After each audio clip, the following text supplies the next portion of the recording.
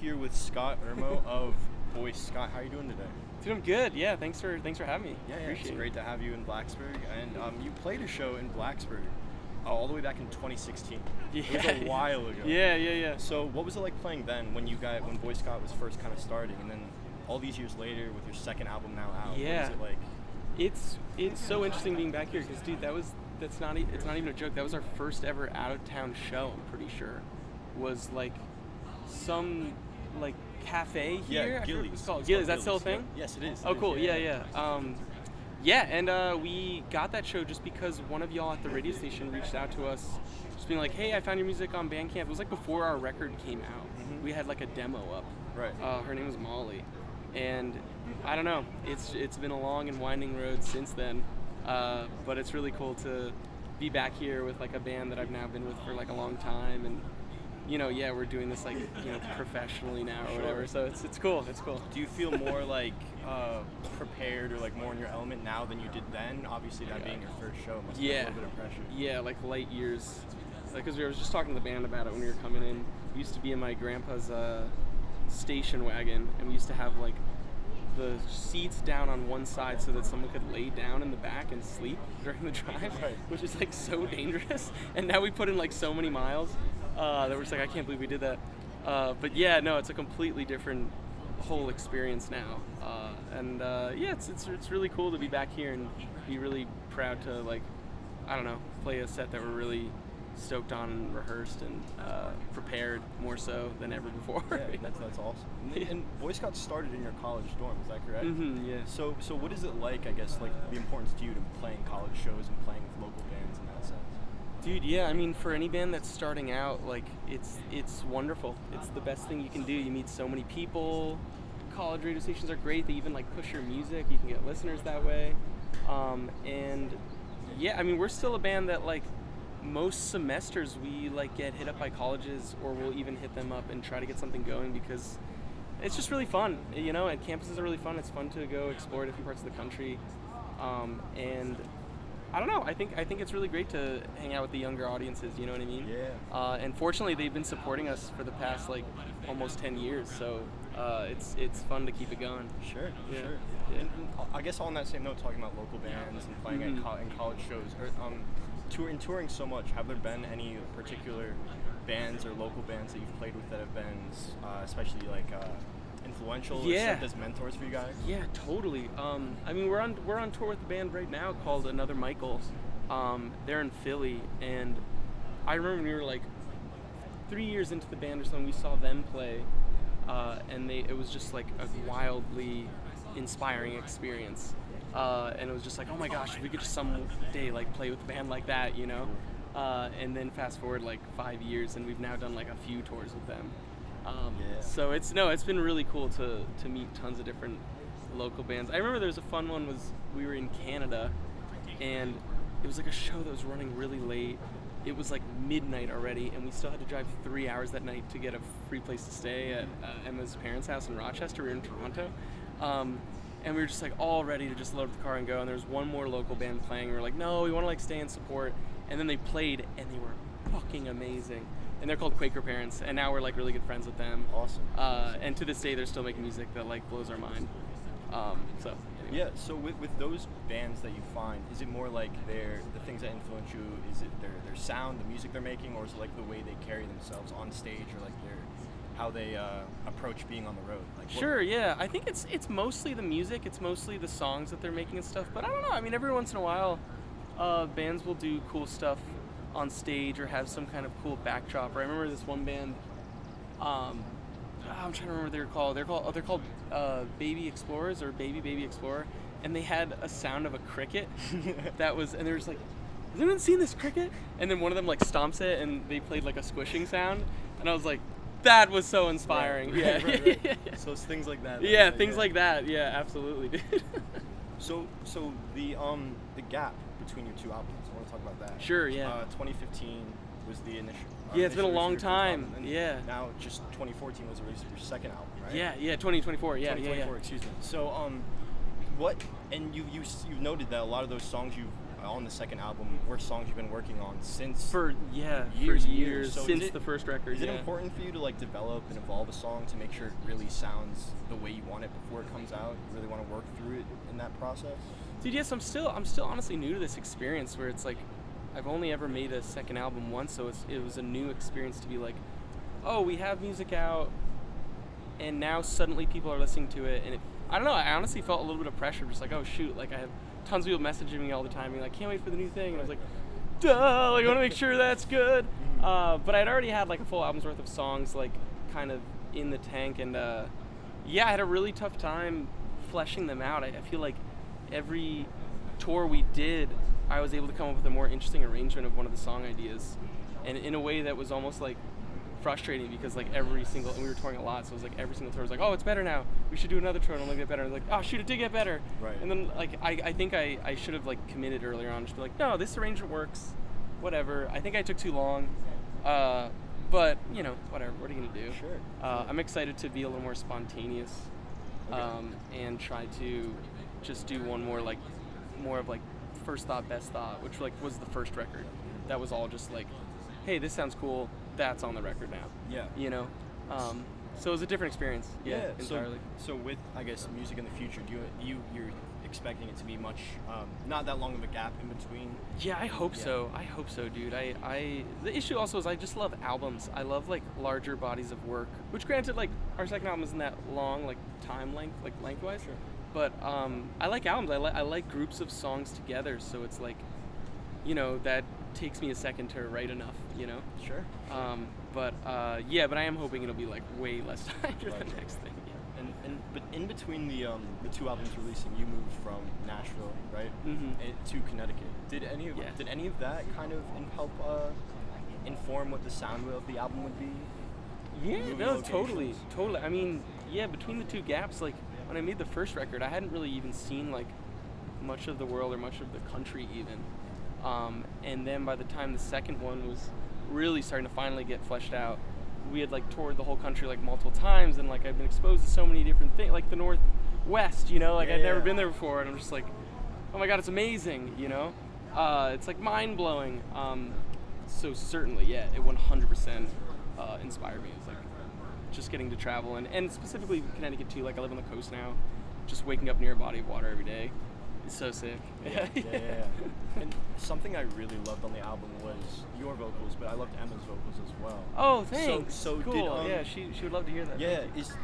Are you writing those lyrics for her, or is that like what's the songwriting process like when the two of you are both, you know, singing different lyrics? So far with this band, I've technically I like usually like arrange and write all the parts and the lyrics and the melodies and stuff, and kind of like direct her. But no, for sure, dude. When we're recording, like every once in a while, she'll like come with an idea and be like, "Hey, does this work?" And a lot of time it does. But yeah, usually it's kind of like my kind of like vision, and then everyone kind of comes along. And like I like to arrange all the parts myself and get a feel for what it will be. But then when we always end up tracking it, like when we track drums, it was like I had all that stuff written out and arranged, but then when Noah jumped in, it was like, oh wait, that mistake you made was way better than anything I wrote, you know? Right. And similar stuff with Emma too. Awesome. But yeah, thanks. I think her voice sounds great too. Yeah, that's absolutely one of my favorites. Yeah, cool. Thanks. Yeah. Of the album. So you mentioned it before we started recording that you went to film school. Yes. Yeah. So what was that transition from? Was music always a part of your life? Always something you were interested in, or was it like what decided you to make that departure from film into music? Yeah, dude, music was something I'd always done, but film felt like something that I really wanted to learn about. I felt like music was a fun thing to just explore for fun, and that was always just something I purely did for fun, and it was just like I'm messing around. I almost like didn't want to learn too much about it, just to like enjoy the creative process of like fucking around. But with film stuff, it just felt like, oh my gosh, there's so many elements at play here.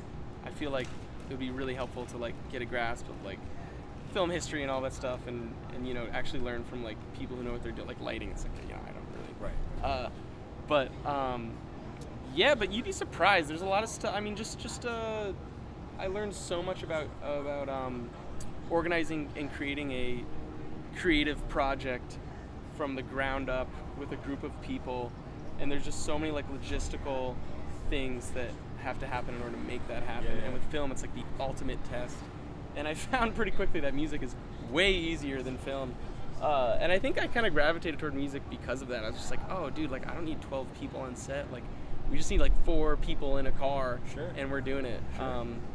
And I don't know if I ever made like a conscious decision to be like, oh, I'm pursuing music. I mean, I eventually did, but I think I was always interested in both. And then I just started doing the music thing, and we just kept getting shows, and I just kind of followed that path, you know. And with your did what you learned in film school help when in making like your music videos, like After Dark or Arthur Kill? Yeah, no, totally, dude. Yeah, totally. Yeah, no, absolutely. Yeah, no, it was fun. I made one short film in college called The Werewolf Waltz. Okay. Yeah. And it is still on YouTube to this day. I think so. And yeah, dude. Yeah, I filmed the After Dark one myself with just like this little camera with the band. We just like did it ourselves. And then the Arthur Kill one, actually, I didn't have as much control over that one. We were so spread thin with our tour that I just had like a friend like just handle that one, or like directing wise. But yeah, dude, I love film stuff. I would love to be involved more with all of that and make more visuals for our music. That'd be really fun. Are there any particular film influences that you want to, like that kind of you feel embody like what Boyscott is, or like this kind of show off? Like, dude, totally. Yeah, That's a good question. I'm trying to think of like specific, because I mean, I get so inspired by movies with our music for sure. Like even now, like I'm on a huge Stephen King kick, which like more the books than the movies. Sure. But like all of that stuff, like stories and all sorts of stuff, like inspire me so much, even just with the music, which is kind of a funny thing that our band has. But all of us are like huge movie buffs and stuff. But I'm trying to think of specifics. I don't know, dude. Like I grew up watching The Goonies. That was like my favorite movie, and I was just like, dude, I want music that goes in there. Yeah. You know. And I'm trying to think of some other stuff that I watched recently, because I keep lists and stuff at my house. What I watched recently, I always like, even like with my friends' music, I'll watch a movie and be like, dang, this movie reminds me of their music. Like Paris, Texas reminds me of this, or whatever. Yeah. But yeah, dude, there's totally a correlation, and it's wonderful. That's awesome. Yeah. And in touring this album that you've been working on for 8 years, how cool is it to see a work you've been putting so much time into for so long and have fans finally get to enjoy it? What's that like? It's awesome. It's so cool. Yeah. It's so cool. It's very, very reassuring, and feels really good when people are buying the record and talking to me about it, or get stoked when we play one of those songs. Yeah, no, it's so cool, dude. Yeah.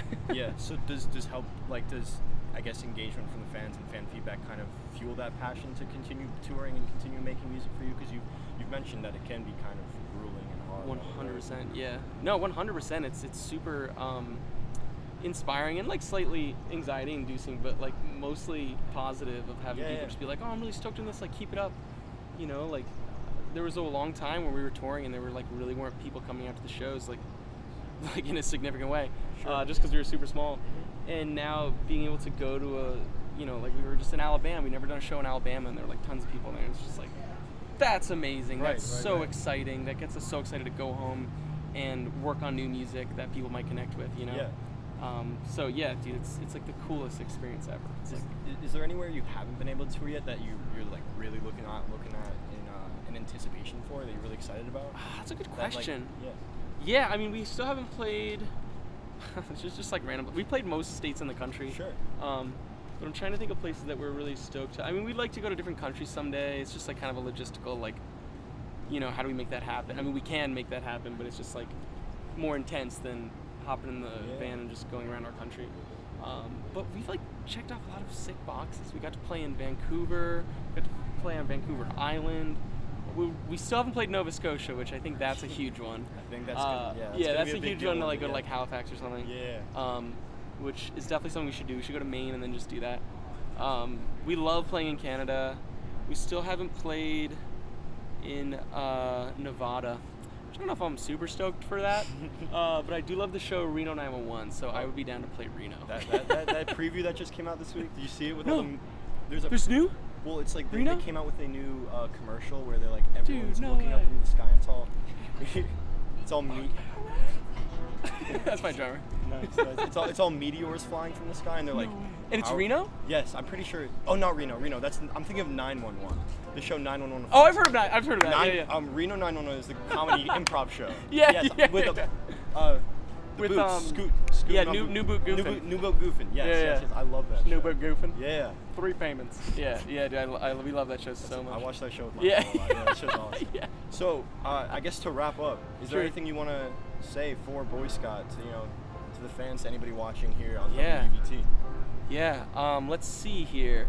I mean, really, just thank you to anyone who has ever supported us. Just like you guys reaching out, emailing us, being like, hey, let's do an interview. Like, all this goes such a long way for us. Just like keeping the thing alive, and like people buying our merch, people buying tickets to our shows, people listening to our music wherever they listen. Like, it's so helpful to us, and we appreciate it so much. And then I don't know, just it's tough being college kids' age, so take care of yourselves. You know what I mean? It's a really messed up time right now, so I hope everyone's taking care of themselves. Right. And I guess what can we expect from Boyscott in the future? Just hopefully new music and then tours. Yeah, we love traveling and playing shows. We really do. It's super taxing, but it's very fun. And then we're working on new songs. I'm really excited about this one song I'm working on. It's a slightly more like synth focused. Oh, so sick, anyway, sick. Yeah, thanks, dude. Well, awesome. Thank you for sitting Yeah, down. thank I really you. appreciate you for sitting down with us. Of course, Awesome. dude. Have a great show. Yeah, thanks, Awesome. Declan. I appreciate it. Yeah.